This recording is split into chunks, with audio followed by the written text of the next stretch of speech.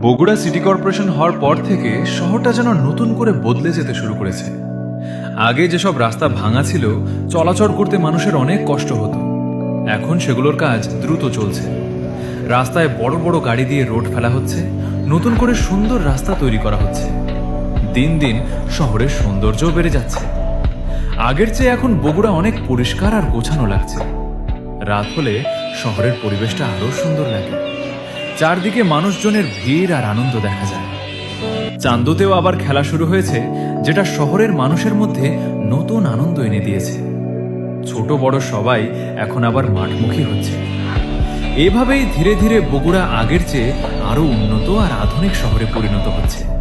আশা করা যায় সামনে আরো অনেক উন্নয়ন হবে। নতুন রাস্তা, সুন্দর পরিবেশ আর মানুষের ভালোবাসায় আমাদের প্রিয় বগুড়া একদিন দেশের অন্যতম সুন্দর শহর হয়ে উঠবে ইনশাআল্লাহ।